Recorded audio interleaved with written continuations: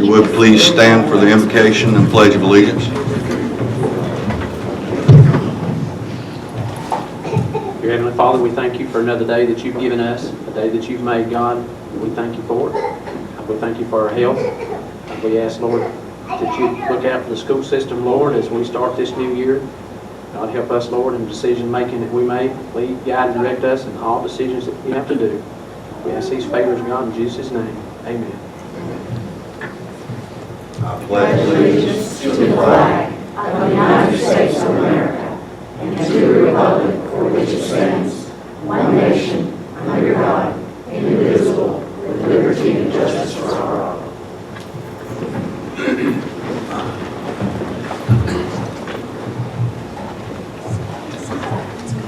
Okay. I'll hear a motion that we approve the agenda as presented. I'd like to make one addition to the agenda. Okay. No, I'm not relinquishing that. I'm not relinquishing the floor. Sorry. We would like to wish Mike a happy birthday. Thank you. Happy birthday. He wants to say It's not as big a birthday as he had last year, but Oh, no, after you Oh, get yeah, that far, it's there'll one- be every one of it's them. one bigger. Yeah. Oh, no. I'm going backwards now. Oh, are he you? told me he's... Yeah, Phil's now older than I am. Oh. Happy birthday, Mike. Thank you. So now hear a motion to approve the agenda. Make a move. We approve the agenda as presented.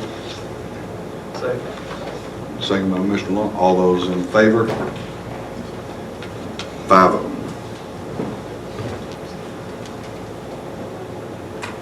Okay. First up, we have Ms. Fowler and Ms. Walker. We'll have a little recognition. Yes, we are.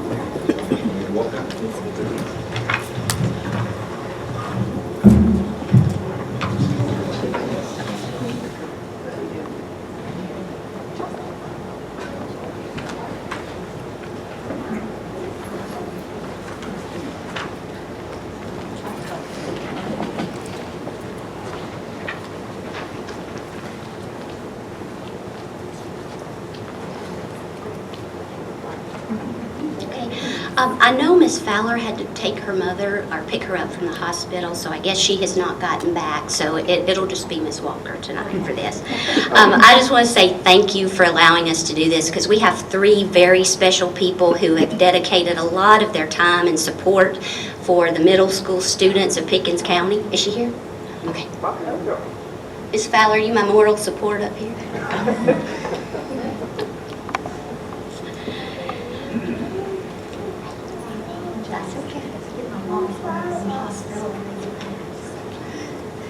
All right, the first one that we want to recognize tonight is Miss Jacque Cox. She has been working with the Learning Academy since 2010. Prior to coming to Pickens Middle School and Jasper Middle School, she was a 30-year veteran of teaching social studies with Fulton County Schools. She was also a co-founder of the Learning Museum in Roswell. She specializes in teaching legal programs, especially constitutional law, presidential decision-making, and conducting mock trials. She has the ability to inspire and capture the imagination of middle school students, and that is second to none. Her dedication and ability to motivate children to achieve their best has inspired all of her colleagues to emulate her performance. She is a true education leader in every respect. And I just want to add, when the first time she came to Jasper Middle School, she was in Sherry Carter's room at the time, and I had an office right beside there, and I was trying to work, and I heard this different voice, and so I would stop and I would start listening, and she was so engaging to hear her talk about the Constitution and constitutional law. So thank you for giving me some entertainment as well. I did enjoy that. So Miss Jacque Cox.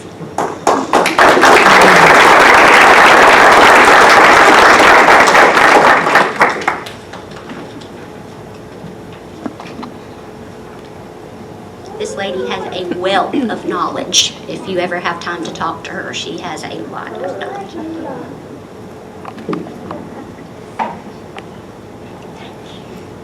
We may have some people in the audience who have worked with her who would like to say something.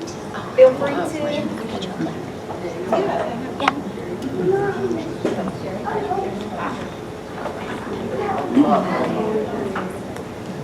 So very much. We'd like to shake your hand.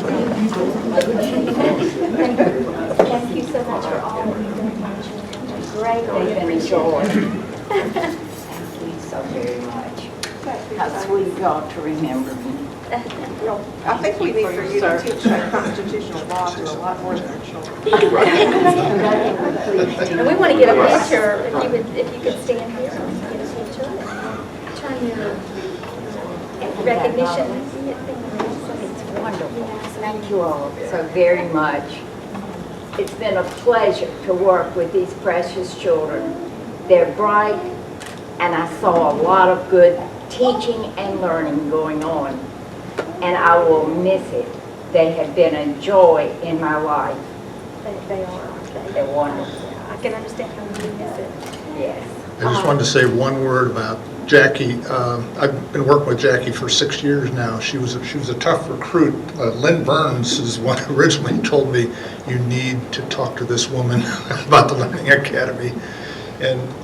But the one thing that I didn't understand at first, but I did over time, she started calling the children my babies. My babies.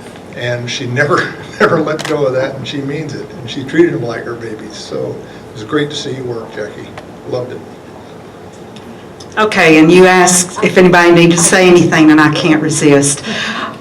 Wow.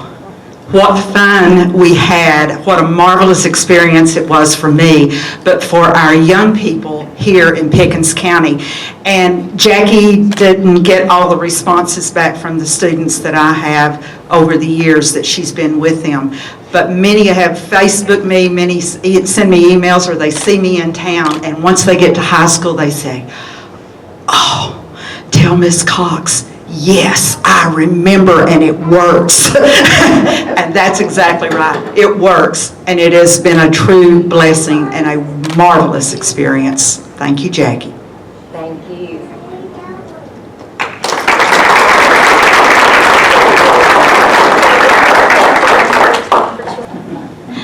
All right, the next person that we want to recognize is Mrs. Lynn Burns. She has been working with the Learning Academy as well since 2010. She has served both as a math instructor as well as the coordinator for Learning Academy sessions. She previously graduated from the University of Kentucky with a BS in Education in 1970. From 1992 to 2010, she was with Pickens County Schools as a middle school teacher, a gifted coordinator, and testing coordinator before she retired in 2010. Prior to Pickens, she was with Gwinnett County Schools and Mount Sterling Elementary teaching 5th grade. She also has prior banking, audit, and personnel management experience. The wealth of business and education experience has made her an invaluable asset to the Learning Academy and Pickens County Schools. And I started working with Lynn when I was just a baby, right? Yeah, that's what I thought. And I had the privilege of also sharing a middle school position with her at Jasper Middle School. We shared a math position. When she was the gifted coordinator, I was academic coach, and we got to spend a lot of time together. So when she retired in 2010, just from the teaching position, or the testing coordinator and gifted coordinator, I knew then we were losing somebody very valuable. And then she came back to us, thank goodness, and so again we're losing somebody who has really dedicated a lot of time to Pickens County. So thank you, Lynn Burns.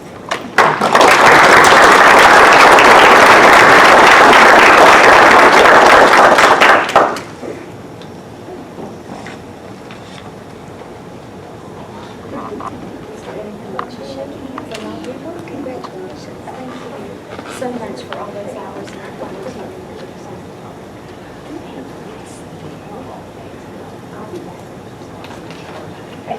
Oh, good, you're coming. That's what I say. She retired.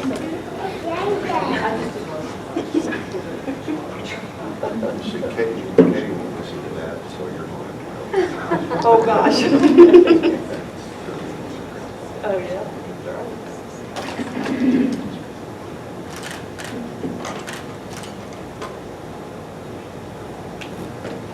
Anybody else? Anybody who wants to say anything? Yes. We want to get the whole story.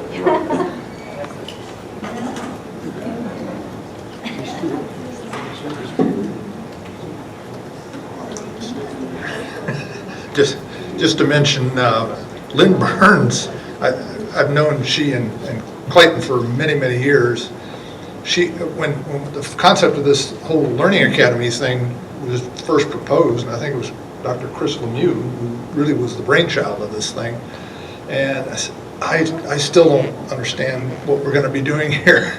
So I knew Lynn was had been in education for a long time, and I talked to her and I explained what I knew about it at the time. And she said, you need to jump on that. You need to help as much as you can. So I said, okay, if you'll be their first recruit, I'll do it. And that's how this whole thing got started. And she's just been there all the time. She not just teaching math, but picking up the job as coordinator, and just a fabulous job. Appreciate it, Lynn. You really did well. Thank you. And with the opportunity to say this, Lynn really was a super role model as far as I'm concerned. Getting to teach with her was a wonderful thing. Being able to try to take over in the gifted coordinator as Lynn had done, but then for her to come back and work with the Learning Academy and be there all the time supporting everything that was going on, I just want to say thank you. It meant more than you'll ever know. True love for your wonderful kids. Well, and the whole crew. I just see everything, so I was glad to do it. Thank you all very, very much.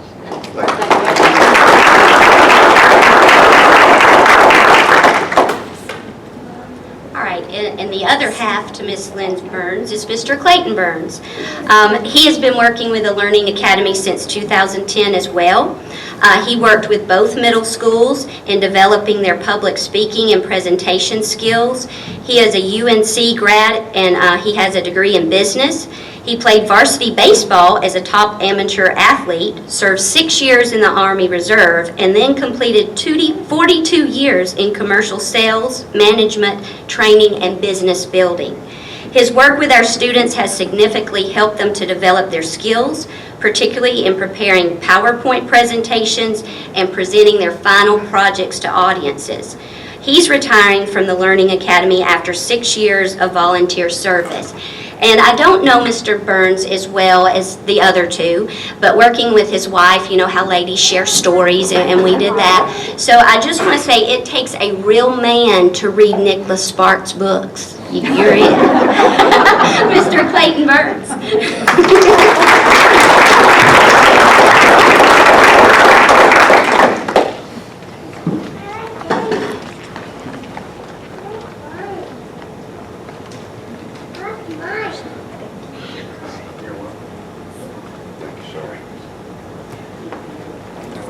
Thank you, Mr. Burns.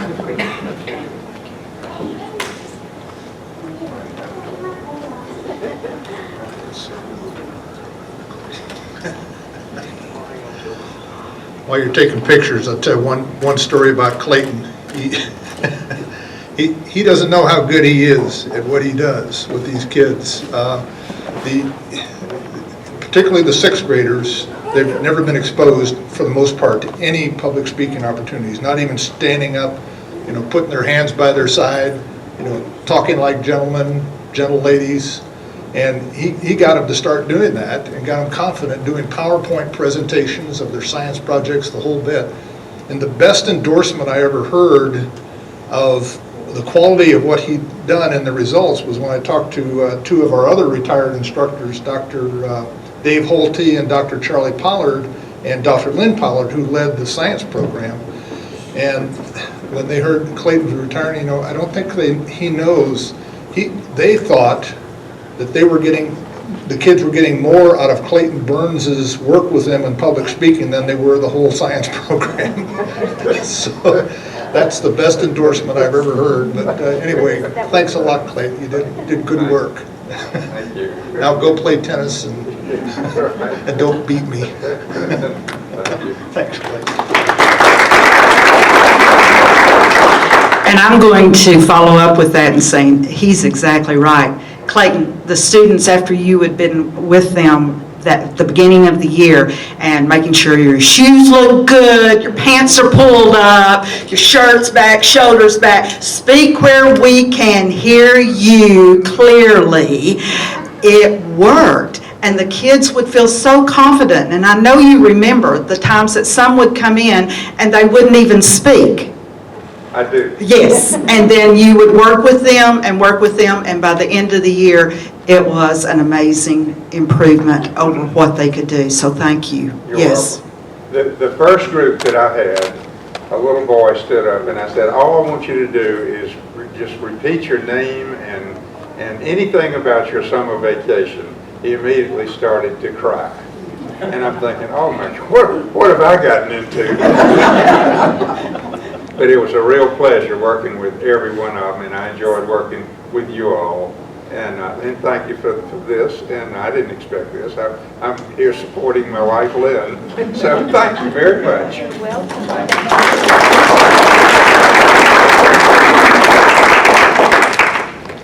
I don't want to take anything away from the three that we just recognized, but Mr. Dave Harper, who you've heard speak, and Mr. Richard Hallenstein is here, and they are still a huge part of the Learning Academy and helping out with our students. So I just want to say thank you to you guys as well.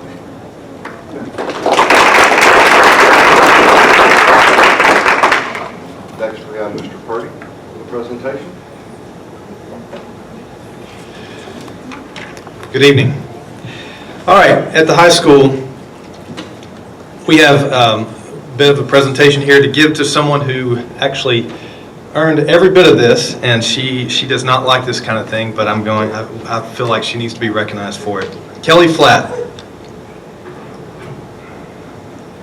or one of the awards, Kelly Platt. But Kelly Flatt, she was recently named Outstanding CTI Coordinator for the state of Georgia a few weeks ago at the Board of Directors retreat for CTI in the state of Georgia. CTI is Career Technical Instruction. The actual award was presented to Ms. Flatt at the Jacque conference, that's a pretty big deal. And that's the Georgia Association for Career and Technical Education. And that was down in Atlanta. She worked extremely hard over the course of this last year, and if you could see the notebook that she had to put together, all the documentation that she put together that she had to do, she very much earned this award and then some. Well, now, because she won the award, she gets to assist with all the upcoming CTI coordinators for the state of Georgia now.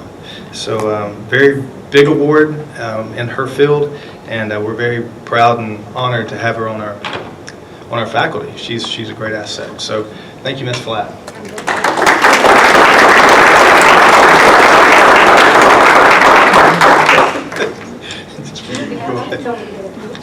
And don't forget your cupcakes for your kids. Absolutely.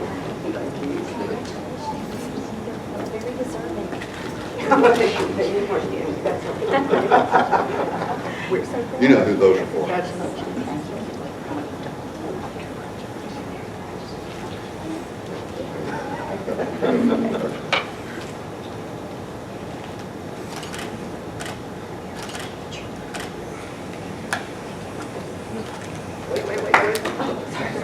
And a little more. Need more sugar.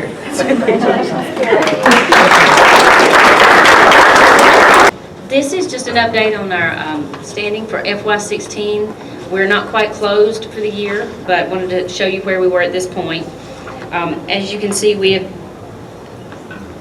booked 93.49% of our budgeted revenue. The revenues we're still expecting at this point, we have taxes. There are several kinds of taxes: property taxes, TABIT, intangible, real estate transfer tax. Different ones have different rules. TABIT we can collect for July. The others we can collect for July and August. Those have to be booked, so those are not reflected here at this time. We have to do it basically in a one lump sum, so we accumulate them until we hit the end of August, and then we'll put it on the year end. We also, on here, you do not see the QBE earnings for July and August accruals. Those are for the salaries and operating expenses for those non-12-month staff. What you will see under the expenditures are their salaries and benefits are already reflected for July and August. So there's a little bit of an imbalance right now, but we do not, it's all in one lump from the state for July and August, so we have to wait until the end of August to book the whole thing.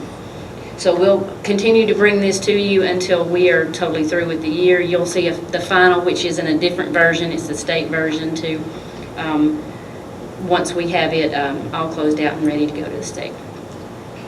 Do want to remind you, one item that did go over budget is media. I've mentioned that in the past, that we had 2 changes in personnel that were actually over $35,000 that happened after the year started last year. I actually have 14 people who are, the salary and benefits are in this category, and we book it close. So we were able to tweak a few things around, but it did run them over a little over $12,000. Dr. Perry has the authority to approve anything up to 5% of the budgeted amount, so that is well within her approval according to board policy. So do you have any questions on the June report? I'll give you an update too on FY15's audit. I have not yet received a draft of the audit, but I do understand that they're through and they want to do the exit interview next Thursday, but I have not yet seen the draft of the audit. So as soon as I do, you will see it too. We hope to close this up next week, and I'm not sure what, yes, I don't know why it's taking quite so long. They did change their procedure and have 3 reviews instead of 2 now, so I'm assuming it had something to do with that, and we were their last audit of the year. I think there's a reason they put us on at the end. Well, we have no bond payments, we have no lease payments, we have no debt. We are one of the only counties around here that has no debt, so we did not have to be closed. Typically for your bond rating, you need to be closed and have your audit signed off on by March 31st.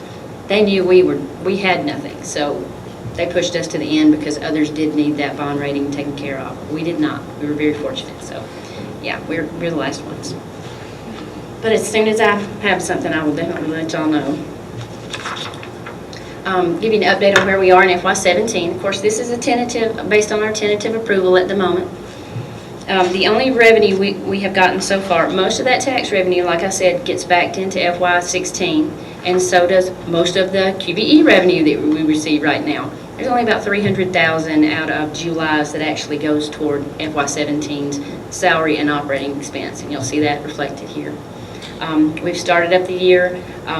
Where you see any teen percentages, those are typically 12-month salary positions there and startup costs for the year. Everybody's taking it really easy, and I appreciate that very much, but I think everybody has gotten what they need to get the school year started. Do y'all have any questions on FY17? Okay, we'll go to the SPLOST update. For the month of July, we received $367,173.76 in SPLOST revenue, earned interest of $998.14. Wrote about 3 checks there, and you can see most of it had to do with some kind of technology. When you see multiple locations, that means it goes beyond 3 or 4. It usually will hit almost every school. Sometimes they're like 20 computers that may have gotten spread out among 6 of the 7 schools, so I don't name each and every one of them when it's a smaller number. If they're larger numbers, I'll try to give you a breakdown of where they went. So at the end of July, we had a balance of $5,365,181.81. Do y'all have any questions on SPLOST? And of course, the last report is just to show you where we are. We only have a few more months left in SPLOST 4. As you can see, our average did bump up just a little bit. We're running at about $346,000. We want to see that keep going up, so that average can just keep ticking up. Any questions? That's all I have right now. Not at the moment. Thank you.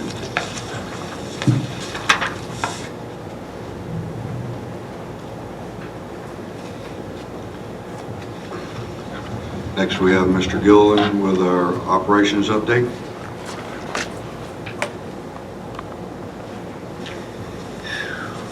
Just glad we got a week under our belt, nearly 2.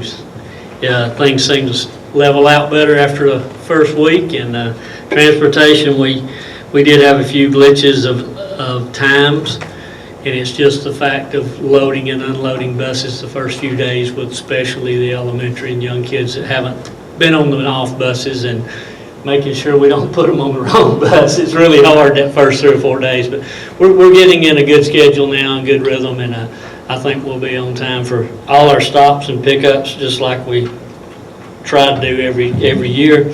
I don't know what the secret would be to make that flow better the first 2 or 3 days, but I don't think we know it. Do y'all?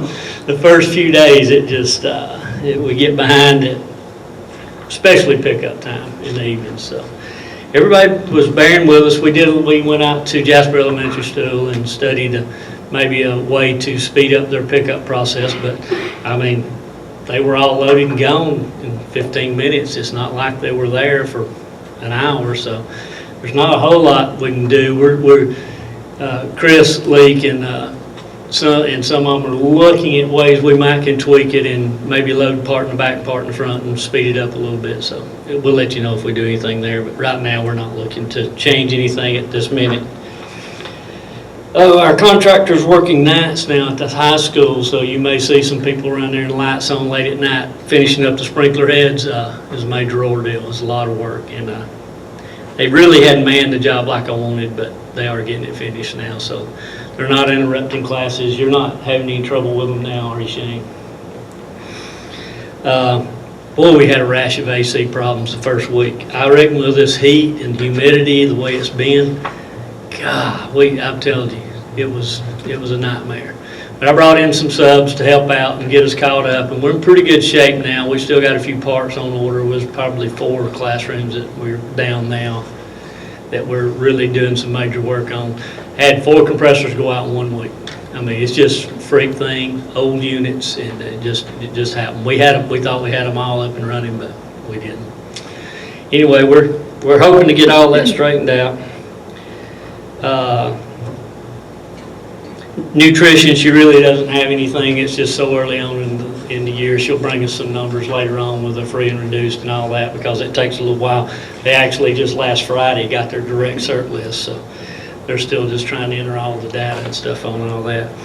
I do have a little different sheriff's report this year that Chris has given us. It's self-explanatory. I won't read it to you. You can look at it, and we'll have monthly reports, and it tells what they're doing and what's going on. If you've got any questions about anything in specific, we can ask, and he may can help answer it. But it's about all I have tonight, other than one other little item.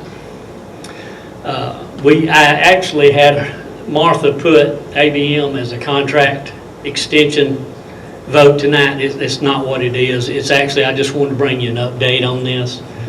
And I've been monitoring it pretty closely. I've talked to most of the principals, most of the assistant principals, most of the people that are in charge of the staff of custodial in their buildings.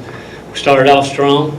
Had a meeting today with 2 representatives from the office. Mr. Marcotte, he's been working hard trying to get all this straightened out, and with them being able to complete all the summer work, we went in looking really well this year. I hope you've looked at the schools. They look really good. Now the key is to maintain. First 2 weeks, we look good. Next 2 weeks, we'll follow up and see how we look then. So we're going to keep watching this, because in November, I will have to bring you a recommendation whether we sign up again or not, because it will be a December contract agreement. So I just let you know, we are watching. Send me your concerns if you have any. They're doing a really good job. Management is actually giving us a little more support, and that's what he needed. He was here treading water, doing it himself, but he's getting some backup now and some help. So it's made a lot of difference, I think. I hope y'all seen a difference. I really do. Principals, have you been pleased with your buildings? Great. I thought so. I'm trying to get them to be honest, because I go sit and talk to them personally about it and stuff. I want to know. I mean, and it is. We look a lot better. I think they'll be able to maintain it, because they got it to their standards to start the year this year. Last year, we kind of, it was on us, because we didn't have the buildings completely ready. Any questions? Absolutely. Under maintenance and operations, Mr. Bell and I attended Tuesday morning the chamber breakfast, and as part of that meeting, Jacque Tech presented an active shooter training session to the people who attended, and they've offered that training to the district. So Chris Leak, we want to invite you to come, but Chat Tech, free of charge, is inviting our administrators, our principals, our central office staff to Chat Tech to be part of this presentation again that the police put forth at Chat Tech. I think these guys are actually employed by Chat Tech, and they give this training to, I think, everybody throughout the college. And so we are very thankful that we have the opportunity to participate in that as well, free of charge. So we certainly want to take advantage of it, to go and hear, you know, what was presented at the chamber breakfast, and maybe to have our principals and central office staff to ask questions of the officers. So just wanted to let y'all know of that, and Chris, to invite you to come and join us. So the invitation has gone out to the principals and the central office staff. It's a nice thing. Thank you. Thank you, Stacy. Next we have Shelley Cantrell.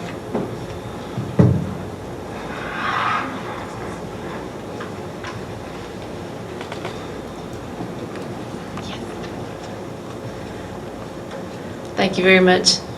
Glad to be here tonight. It's good to see everybody. I hope everybody's had a good summer. It's been a short one. I would like to give you the enrollment report. If you look at the date, this was presented on the 5th of August.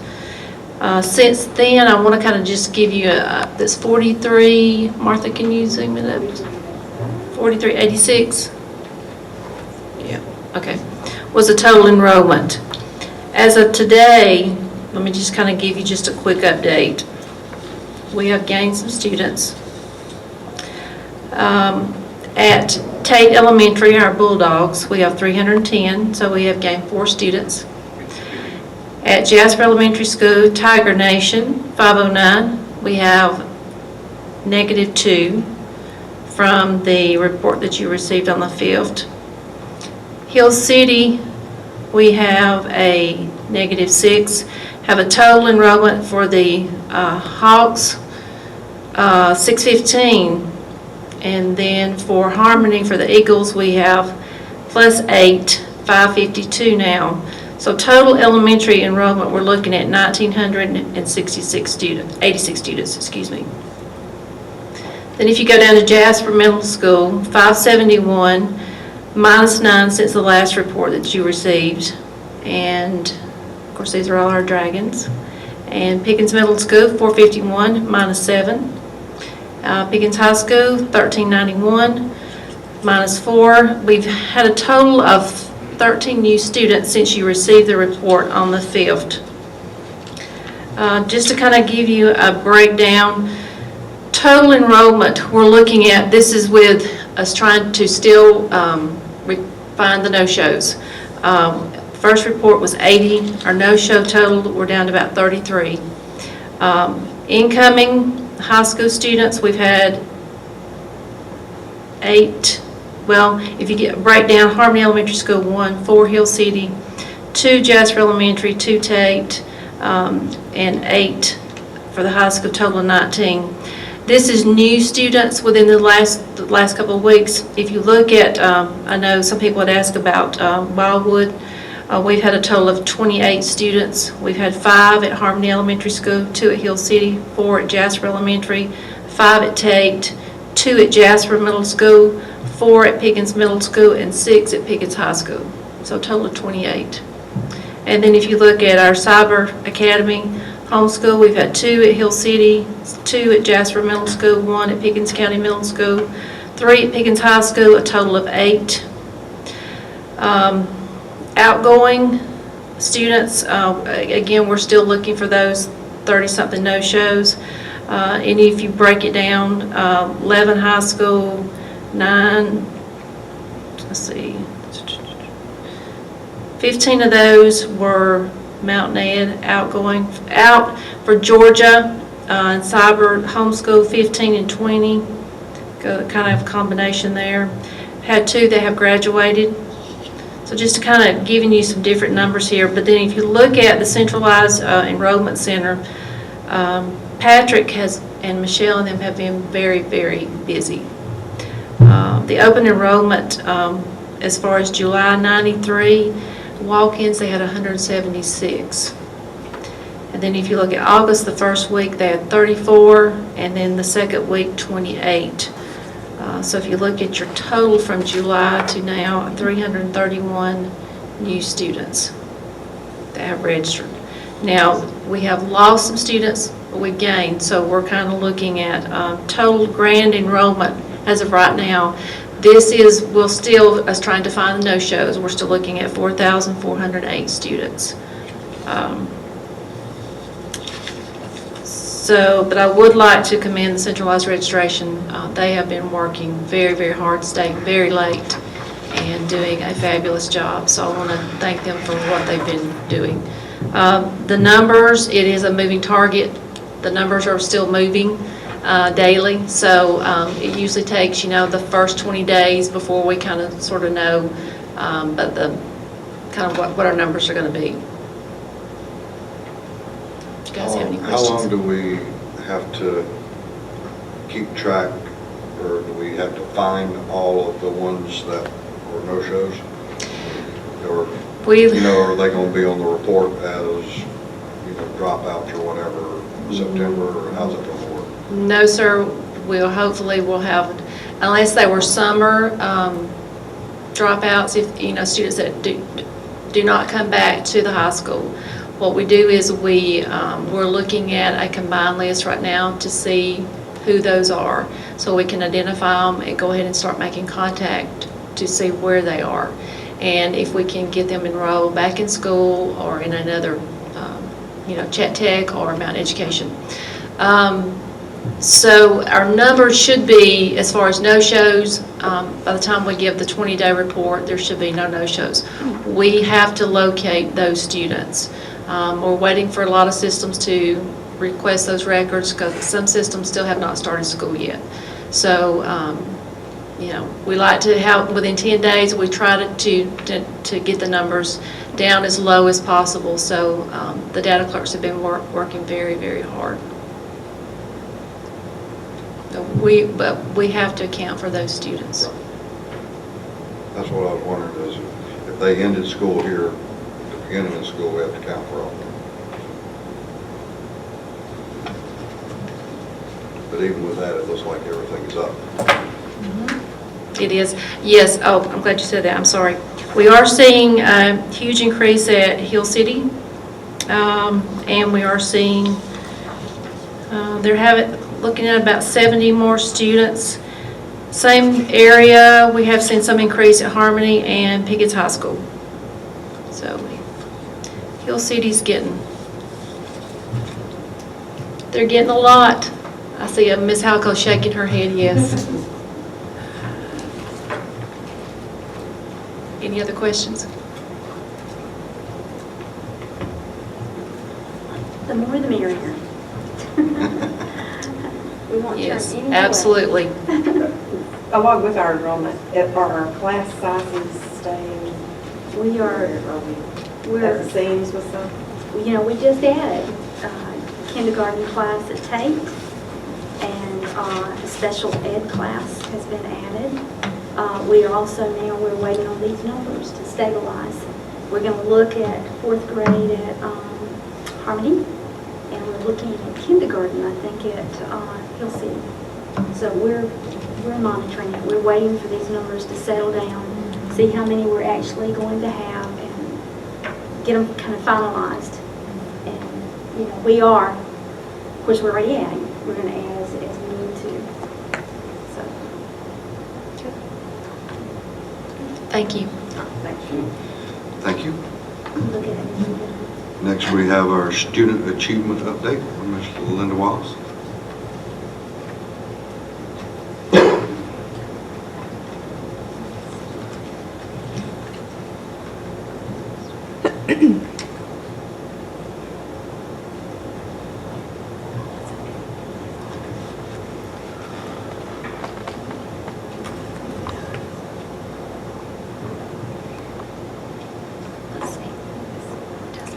Good evening.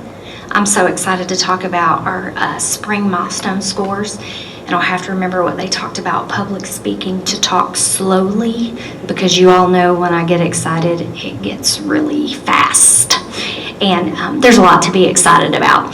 So first off, I just want to explain a little bit. The way these numbers are organized, the data is, I organized it by the mean scale score. So when you're looking at this data, I felt like the best way to do that was through the scale score, because it's a uniform way to compare. And of course, the mean is the average. And then I just wanted to remind everybody, I know myself, I forget about the achievement levels. You have the beginning learner, which would be equated to a level 1, which demonstrates that the student does not yet demonstrate proficiency. Then the developing learner, where the student demonstrates partial proficiency. The proficient learner, which means they do demonstrate proficiency. And then the distinguished learner is advanced proficiency. So of course, our goal is to always have the beginning and developing learner percentages going down and the proficient and distinguished learners going up. So with that said, it's going to be hard to get all of this on the screen at one time, but I will try my very best to do that. So what I've tried to do is just hit some of the highlights from these scores from the past year, and I'm going to start with third grade. You'll notice that for ELA, we had the second highest mean scale score in the RESA. In science, we had the second highest mean scale score also in the RESA, and the percentage of students in the developing proficient learner categories was above the state. Moving on to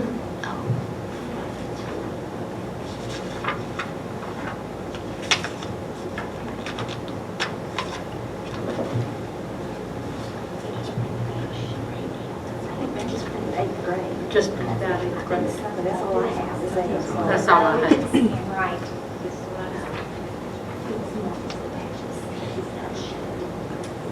Okay. Well, I can hit the highlights. I'll hit the highlights anyways. What now? Yeah. Okay, I'll keep going. In fourth grade, ELA had the second highest mean scale score in our RESA. The percentage of students in the developing learner and above category was above the state mean. In fourth grade math, we had the second highest mean scale score in our RESA and the highest percentage of students with the distinguished score in our RESA. The percentage of students in the developing and proficient learner was above the state average. In science, we had the second highest mean scale score for our RESA and the lowest percentage of students with the beginning learner score in our RESA. And of course, in that category, we want the lowest. That's good in that category. The percent of students in the developing and proficient learner and above category was above the state. In social studies, the second highest mean scale score in our RESA and the percent of students in the developing proficient learner and above categories was above the state. In fifth grade, for ELA, we had the second highest mean scale score for our RESA and the percent of students in the developing learner and above category was above the state. For science, the percent of students in the developing and proficient learner and above categories was above the state. In social studies, we had the second highest mean scale score in the RESA, and we had the top distinguished scores for our RESA, so we top of everybody. And the percentage of students in the developing learner and above category for the state. In sixth grade, we had the percent of students in the developing learner and above category. Let me see where I'm at real quick. Okay, thank you. The percent of students in the developing learner and above category was above the state. Thank you. And let me go down to science. There we go. And the percent of students in the developing proficient learner and above categories was above the state. Now let me drive. Okay, perfect. In seventh grade, ELA had the second highest mean scale score in the RESA, and the developing proficient learner was above the state. In math, we had the second highest mean scale score in the RESA, and this is sounding redundant, which is a great thing. That means in all of our grade levels, we were doing a great job. And in the developing and proficient learning categories, we were above the state. In science, we had the second highest mean scale score in the RESA and the highest percent of students with the distinguished learner score in the RESA. And then the percent of students in the developing and proficient learner categories was above the state. And then in social studies, the percent of students in the developing learner and above category was above the state. In 8th grade, in ELA, the percent of students in the developing proficient learner and above categories was above the state. And in math, it was a little different this year because they broke up the scores by EOG, EOC, and then combined. So with EOG, the percent of students in the developing learner and above category was above the state. And then for EOC, we were above the state in both developing and proficient. For science, the percent of students in the developing and proficient learner and above categories was above the state. And then in social studies, the percent of students in both the developing and proficient learner and above categories was above the state. And now moving on to high school. All right, so for Lit Comp, we had the lowest percent of students with the beginning learner score in our RESA, which again is a great feat, and the percent of students in the developing and proficient learner categories was above the state. And then in American Lit, the percent of students in the developing and proficient categories was above the state. Then moving on to math. For Algebra 1, the percent of students in the developing and learner and above category was above the state. And then in analytic geometry, we had the second highest mean scale score in our RESA, and we tied for the highest percent of students with the distinguished learner score in our RESA, and the percent of students in the developing and proficient learner categories was above the state. Then moving on to science. In biology, we had the second highest mean scale score in our RESA, the highest percent of students with the distinguished learner score in our RESA, and the percent of students in the developing and proficient learner categories was above the state. And moving on to physical science, we had the highest percent of students with the distinguished learner score in our RESA. The percent of students in the proficient learner and above category was above the state. And then our final category in our high school was U.S. history. We had the lowest percent of students with the beginning learner score in our RESA. The percent of students in the developing and proficient learner and above categories was above the state. And in econ, we had the second highest mean scale score in our RESA, and the percent of students in the developing learner and above categories was above the state. So I know that was very redundant, but that was a lot of great things, and you can hear almost all the time we were above the state, and we were at the top in our RESA. So we're very proud of what our students and our teachers have done. I know that was rather quick, but do you guys have any questions about this? Do you have the school scores yet? The individual school The scores? individual schools? Yes, we do. Yes, and the actual student reports went home with the students the first Friday of school. Oh, really? Yes, yes, they did. And they sent home, it was a trifold brochure with the students to help explain the scores, because it's a little bit more complicated than it used to be. Yeah. Yes. We can get you the school scores. That's what I was going to say, because we have a copy of those. Absolutely, I'll get that. I sure will. Yeah. Any other questions? You know, there's always room for improvement. Yes. Oh, sure. But this is very good. That's a great lead-in, Very Dr. good, Perry. yes. So what's next? That's my next part. All right, thank you. And I didn't even pay her for that. All right, I'll get this to you. So, as you know, there will be no milestones assessments this coming year for science and social studies in grades 3, 4, 6, and 7. In addition to this change, for the next school year, 2017-2018, science and social studies standards are changing. So in the coming months, teachers are going to be undergoing professional learning either through the academic coaches or maybe the department heads to help them with this transition. Presently, the principals are working with their leadership teams to determine what areas to focus on this year. They're developing their school-wide Title I plans with the assistance of Ms. Holloway. The development of the individual school plans will allow each school to prioritize academic areas that they will focus on and student groups that they will provide additional assistance to. It is our goal that the percentage of students scoring in the beginning and developing achievement levels will continue to decrease, and the percentage of students scoring at proficient and distinguished levels will continue to increase, and we are certainly headed in the right trajectory. That's it. Any other questions or comments? We certainly want to thank our teachers and our staff. Yes, it is at each one of the evident. schools. Thank you for your hard work, and we know that we will continue to see great things Absolutely. this year. So, Yes. yeah. All right. Thank you. I would like to add one comment while we're focused on test scores, test scores, test scores. I can't help it, I'm an American history teacher, and we have a very interesting election cycle going on right now, so I do hope that some emphasis will be placed somewhere along the lines to help our students understand constitutional law, and so that they can be critical listeners to some of the stuff that's being propagated out there. So good luck to you guys trying to keep our youngsters focused in the right direction with that. Thank you. It's a great learning opportunity. It is a great learning opportunity.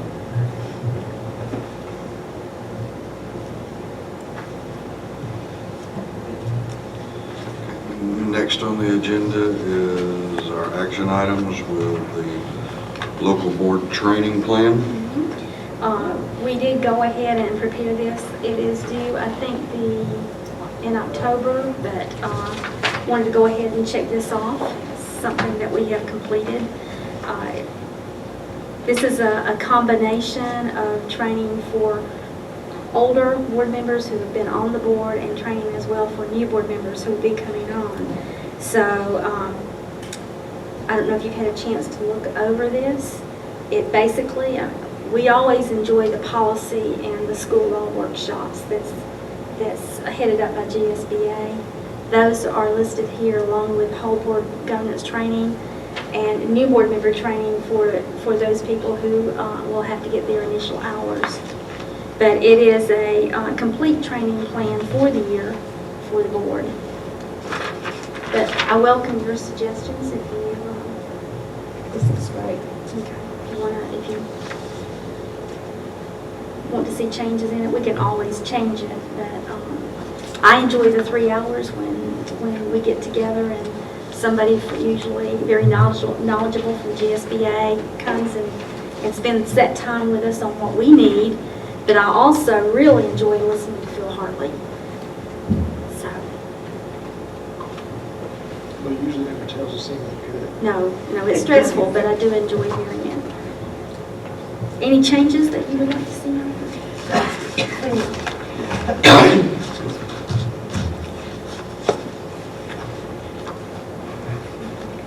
Looks pretty straightforward to me, so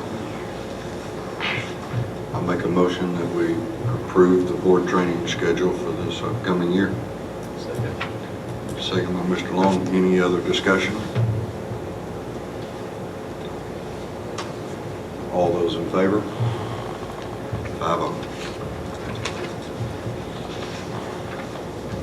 Next up will be Mr. Shea, who wants to talk to us about some wonderful equipment. Money, money, money, money. Good evening. I'm here in front of you to talk about the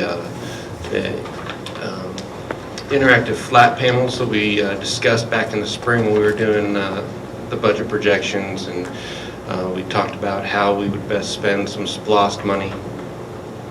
And from the time that we talked the previous year to the time we talked in the spring, the technology had jumped in such a manner that it became very, very affordable to start moving away from the traditional projector in the classroom. You know, when we replace a light bulb and, 2 points of power and all this other fun stuff, that the interactive flat panels are becoming more and more affordable. And so we did a very small rollout at Tate the previous fall, and those teachers really took to that, and the students really took to it, and just that large television that basically was a big touch panel screen in the classroom. Well, we started to look at the pricing and everything like that, and we projected it about $3,600. And then as we went through the research and we started to try out different models, and we were road testing a few, we came across one that we fell in love with, and that was the Prometheum model. And the Prometheum, if you're not familiar with it, is the interactive software in the classroom that is considered pretty much the Cadillac when it comes to interactivity in the classroom and teacher interactivity with the front board. There's Smart, and then there's Prometheum, and then there's everybody else. Prometheum came out with a lot of boards, and it was right in the same price range, and everything was really nice. So what I came to you with was we discussed about rolling out 125 of these at all locations, 10 at each of the elementaries, 25 at each middle, and 35 at the high school to get the project started at that $3,600 mark. And that was fine. That piece of the project came in pretty close to what it was. The second piece of the project was, with Prometheum, they offer this ability to take the image that's on the screen that the teacher is working with and multicast it to any device in the classroom. So these Chromebooks and these iPads and the computers that we have, the students that are using in a one-to-one environment, now we take what the teacher's presenting and put it on the device right in front of them. Okay, and they can manipulate the device and manipulate the image, and then the teacher can call it back to the front of the room, and they can take Johnny's work and they can display it for the class, or they can take Sally's work and they can do that kind of stuff.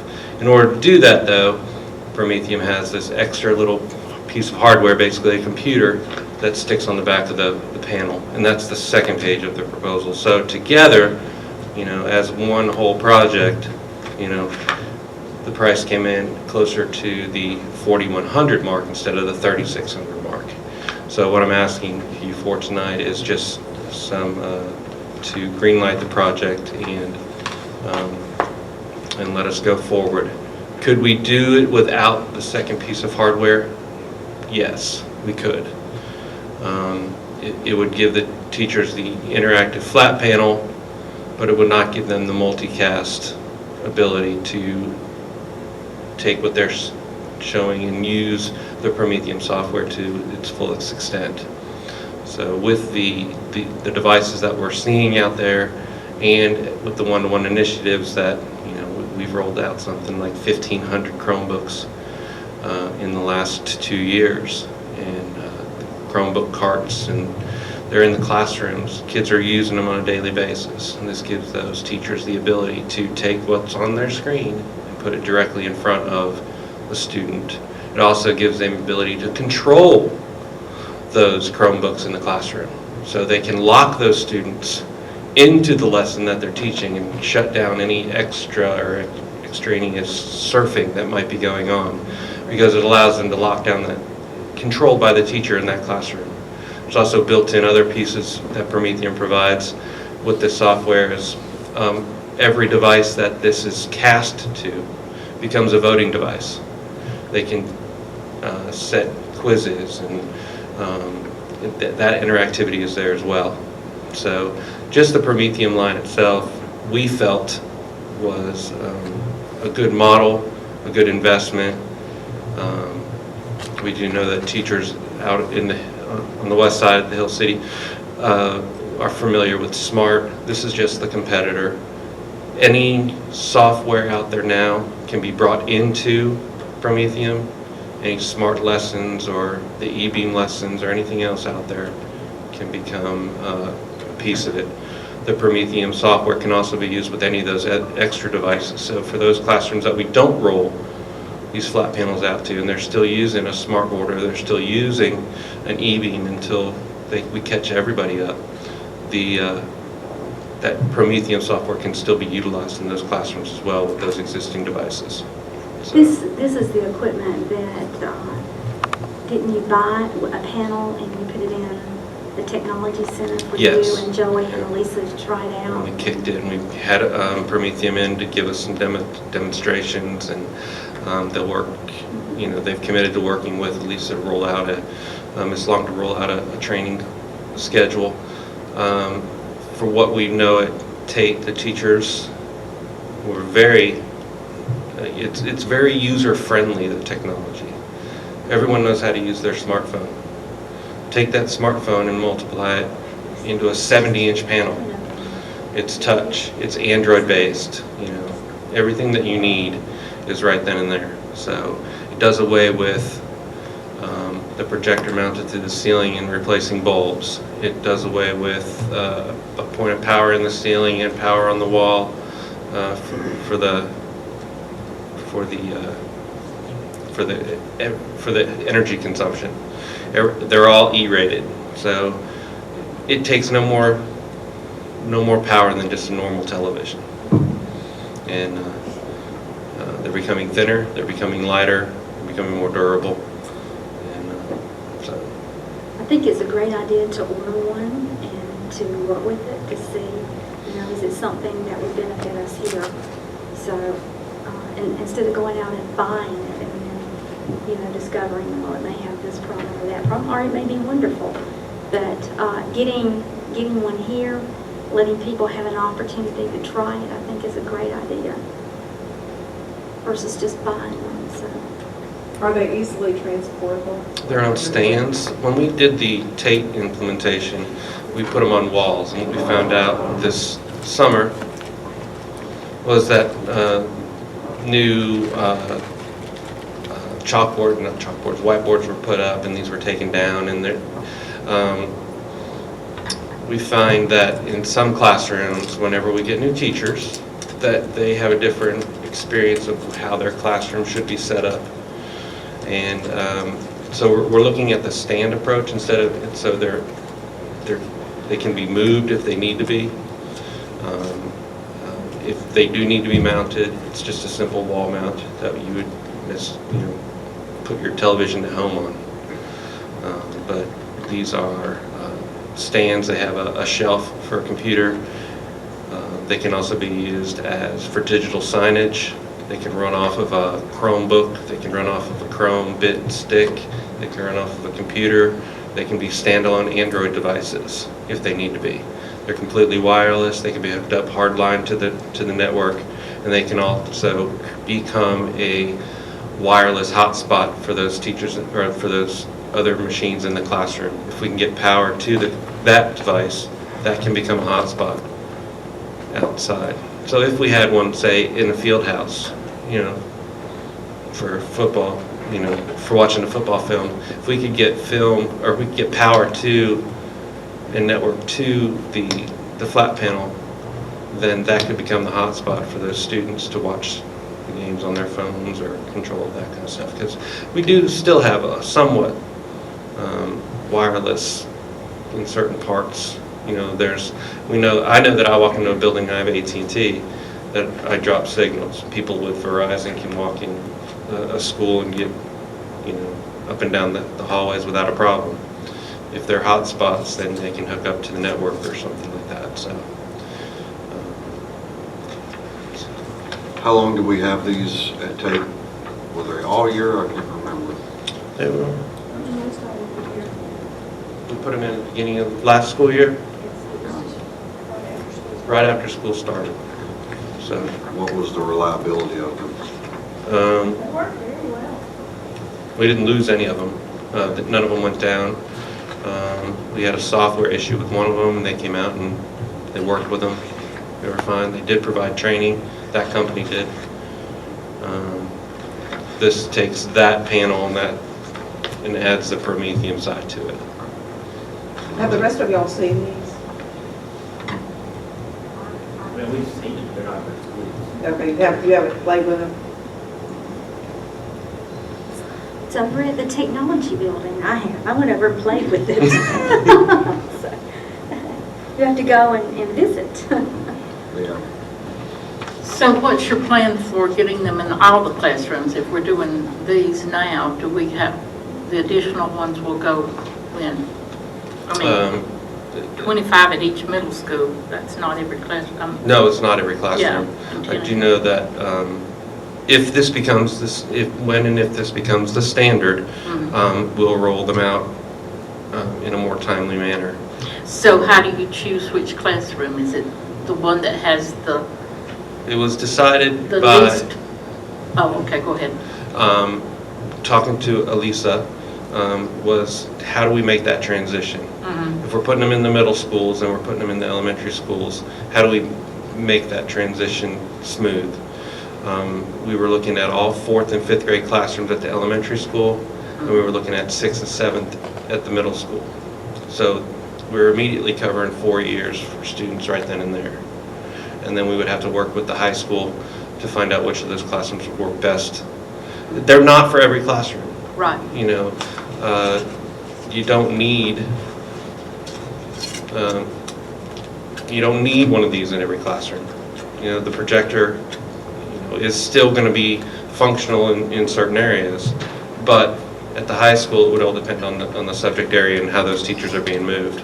And because they're not mounted to the walls, and we still have that flexibility of moving them, you know, whether it's a by department approach or, you know, by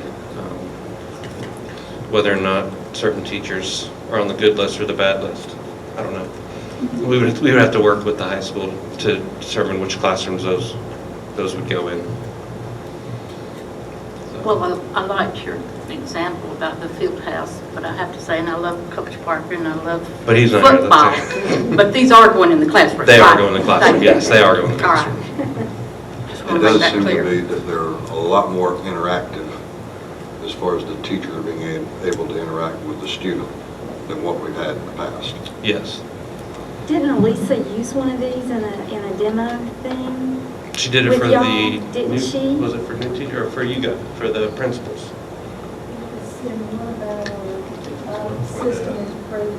System improvement Yeah, meetings. I thought so. In the I thought she spring. brought it in and so that you could see what it did. What the functionality would be, yes.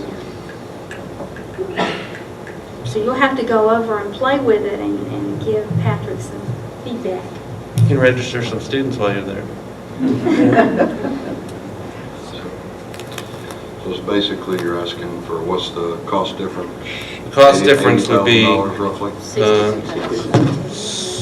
About 62,000. 62,000. Yes.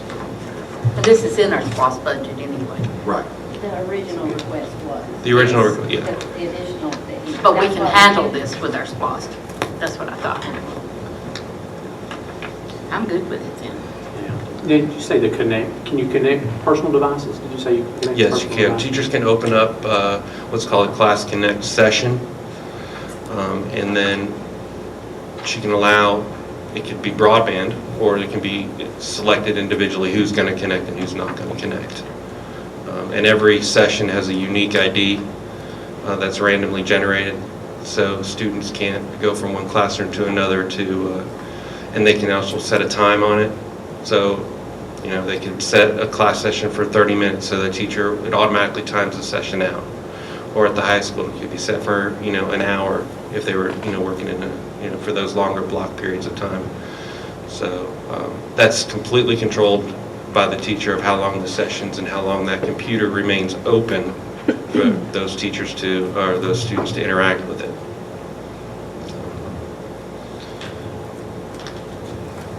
And these come with a good warranty? They come with 3 years on-site, meaning they'll come to us because these are quite large. A few of the other competitors offered a 5-year, but that would have to be a drop ship type of thing. In the past year, we haven't had any power issues at all. And that 3 years is on top of the manufacturer. So the manufacturer is going to, hardware itself is going to be an initial 2 years, so it extends it to 5. By then they'll be obsolete and we'll need to go. with We'll need something something else. Yeah. We'll have large televisions that need That's something. good enough, yeah. Well, they've come out with a wall, an interactive wall, which is 100. Does it do Windows? Excuse me? I might want one of those. I said, does it do windows? No, it doesn't do windows, but it turns the whole wall into an interactive surface. So you could have 10 small children in the front of the room on a wall, but who has that much space in a classroom? You know, the videos they show have all these kids up in the front of the room, and it's a room like this, but that's not a classroom. You know, that's not reality.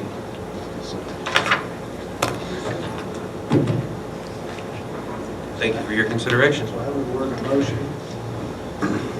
Thank you. Is there any other discussion?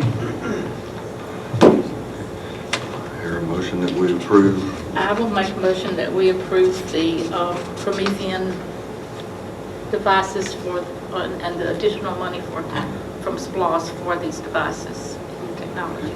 Second. Motion by Ms. Andrews, second by Mr. Bell. Any other discussion? All those in favor? 5-0. They'll be there next week, right?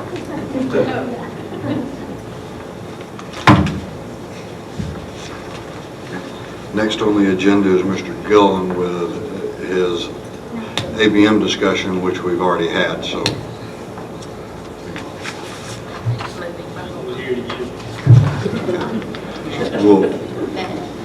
We'll just go right through that. Then we'll have Dr. Greene. We have two policies that have been up for public review this past month. The DFC policy, which is, both of these are brand new. They were not revisions of anything we already had. So the first one is over federal funds, and the second one, DIE, is over fraud prevention. And so I'm asking for a policy vote. Did you have any feedback from the public? Not that was brought to me at all, no ma'am. Okay. I'm on the Mountain Ed Board, so yesterday we had these same policies before us. So I think they're the same throughout Georgia. Can I make a motion that we approve these policies? Which ones are they? DFC and DID? Yes. Is that it? Federal funds and fraud prevention. I make a move that we adopt them. Okay. Who seconded? I'll second. Mr. Long second. Any discussion? All those in favor? 5-0. Now you have another one you want to put out for public review. Yes, this policy we do have. It is GAE policy on complaints and grievances. We received guidance from Harbin and Hartley over this, and so I have redlined all that they suggested that needed to be changed. That is their wording, and so I'm asking that it go up for public review for 30 days to look for feedback, stakeholder feedback, and then consider for vote in a month. Make a motion that we put policy GAE out for public review. Motion by Mr. Long to put the policy out for review. I'll second. Any other discussion? All those in favor? 5-0. Thank you. Thank you, Dr. Greene. One thing I would like to say about our policies is I've always felt like a lot of policies are a really bad thing. But we always need to remember that we don't need any policy that can in any way make it to where a child is put under undue hardship. So I don't think either one of these are even come close to that, but I mean, policies have us follow the law and all that, but we also get to use common sense too. Next on the agenda, Mr. Gilleland coming back to us with surplus.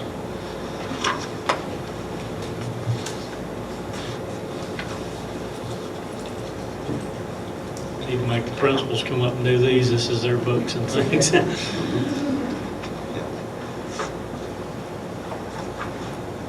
We just wanted to make you stand up here again.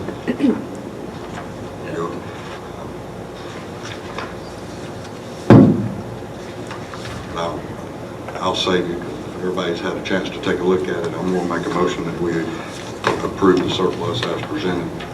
And my only thing is give these children in the schools an opportunity to take some of these materials home, and hopefully they will be put to good use instead of just, destroying them or throwing them away or somebody picking them up.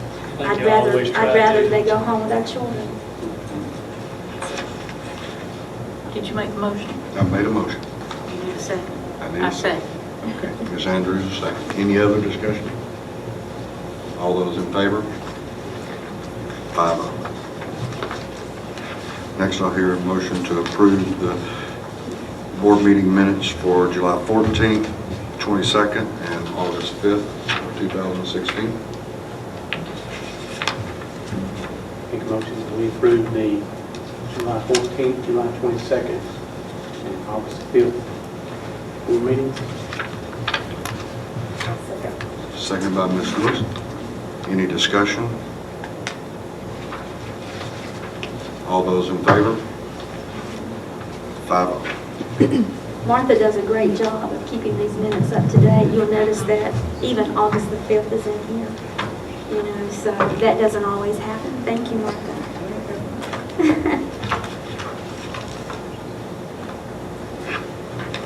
Okay. I will make a motion that we go into executive session to discuss or deliberate upon the appointment, employment, compensation, hiring, or disciplinary action or dismissal, or periodic evaluation or rating of a public officer or employee, or to interview applicants for the position of superintendent, and to consult and meet with legal counsel pertaining to pending or potential litigation, settlement claims, administrative proceedings, or other judicial actions brought or to be brought by or against a school district or an officer or employee, or which officer or employee may be directly involved. Second. All those in favor? 5-0. Myself and seconded by Ms. Andrews to come out of executive session at 8:17. Motion carried 5-0, and there was no action taken. I hear a motion that we approve the executive session minutes as read. I make a motion that we approve the executive session minutes as well. Second. Second by Mr. Long. Any discussion? All those in favor? 5-0. Next on the agenda is approval of personnel. Make a motion we approve the personnel report as presented. Second. Seconded by Mrs. Andrews. Any discussion? All those in favor? 5-0. Next to last on the agenda is board comments. I'm amazed we're almost out of here. It's not dark yet. Well, thank you to everybody that survived the first week and almost 2 weeks of school. So I know you guys did a great job.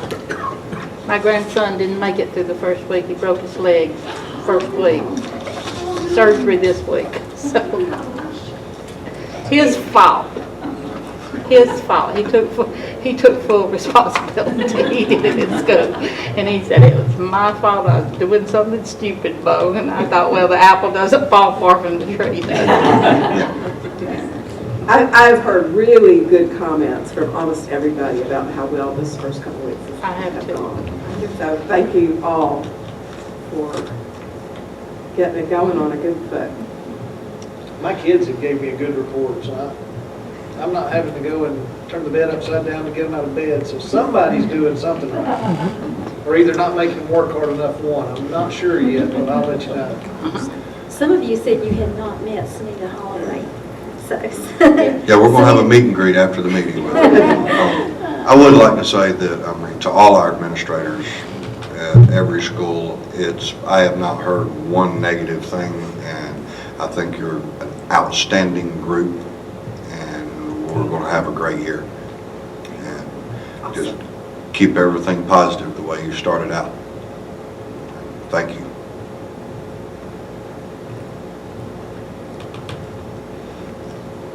I'll make a motion to adjourn.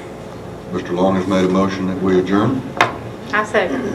Second by Ms. Andrews. All those in favor? 5-0, we are adjourned. 8:20.